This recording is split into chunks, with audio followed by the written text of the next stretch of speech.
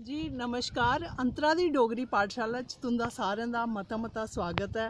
दोस्तों नवी स्टोरी नवी कहानी ते नवी गल तुसें सुनाने जा करनी हाँ। संज घरोआ करदी है, एह्दे कोला पैह्लें कि न्हेरा होई जावै ते ओह् सामने तुस दिक्खो, एह् उधमपुर शैह्र बसे दा है। अस बड़ी हाइट उप्पर आए दे इसलै मैं गंगेड़े दी प्हाड़ियां उप्पर खड़ोती दी आं ते एह् गंगेड़ा जेह्ड़ी प्हाड़ियां न एह्दी बी इक हिस्ट्री है जेह्ड़ी मैं तुसेंगी सनान लगी आं। महाराजा गुलाब सिंह होरें सन 1821 बिच किश्तवाड़ गी जित्तियै अपने राज्य कन्नै मलाई लिया ते जिसलै उ'नें किश्तवाड़ गी अपने कन्नै मलाई लिया, उं'दे 3 बेटे हे। सारे कोला बड्डे हे राजा उधम सिंह होर। उधम सिंह होरें प्लान बनाया कि की निं मैं जाइयै किश्तवाड़ दा चक्कर लाई आवां ते किश्तवाड़ गी दिक्खी आवां कनेहा लाका है। ओह् किश्तवाड़ गे ते जिसलै उत्थूं आवा दे हे कि पैदल रस्ते हे, उसलै गड्डियां ते होंदियां निं हियां ते आइयै उ'नें रात पेई इत्थें गंगेड़। गंगेड़ा इक ग्रांऽ हा। उसलै उधमपुर शैह्र बिच्चा दा बिल्कुल खाली हा। जेह्ड़े बस्ती आह्ले लाके हे, जिनेंगी शैह्र जां नग्गर जो भी तुस आखी सकदे हे, इक जिब हा। जिब जेह्ड़ा ऐ एह् बड़ा पराना बसे दा ग्रांऽ है। जगानू जेह्ड़ा पराना शैह्र मन्नेआ जंदा है, इ'यां गै करीमची बड़ा पराना बसे दा है ते उधमपुर बिच ग्रांऽ दे नाम पर सिर्फ बाड़ेआं म्हल्ला जिसी अस हून आखने आं, बाड़ेआं जेह्ड़ा ओह् उधमपुर दा ग्रांऽ हा। उसदे अलावा इत्थें गंगेड़ा बस्ती ही, गंगेड़ा इक ग्रांऽ हा और इक राजा जेह्ड़े हे ओह् इत्थें अलग राजपाट करदे हे गंगेड़ा। ते जिसलै राजा उधम सिंह होर आए, उ'नें इत्थें रात कट्टी। उ'नें दिक्खेआ, उ'नें बड़ी शैल लग्गी कि बिच प्लेन एरिया है। उं'दे मन च आया कि की निं मैं इसी इक शैह्र बनावां, इत्थें अपना मैह्ल बनावां, कि एह् सेंट्रल प्लेस है, इत्थें मेरा मैह्ल होग।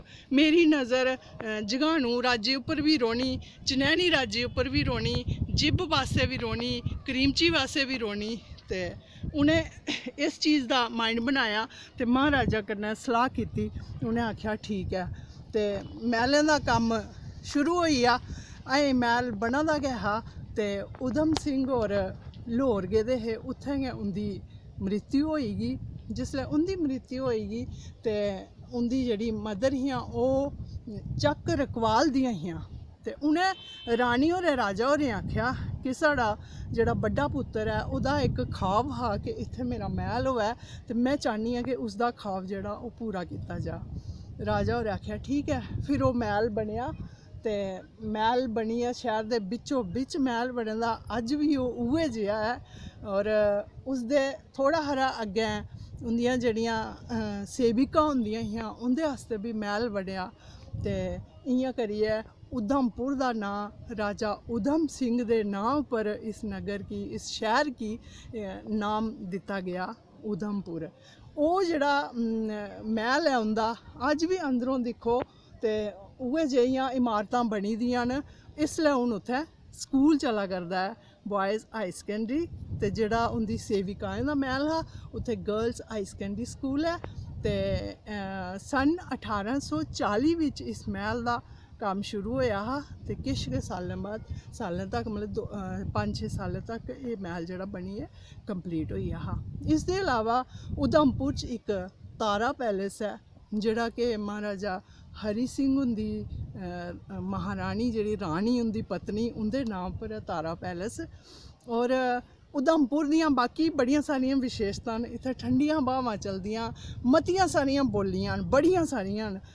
इत्थें बड़ियां सारियां नदियां मैं तुसें दस्सियां बी हैन। देवक है, नड्डल है, दुद्धर है, बिरमा है, सूर्यपुत्री तवी है।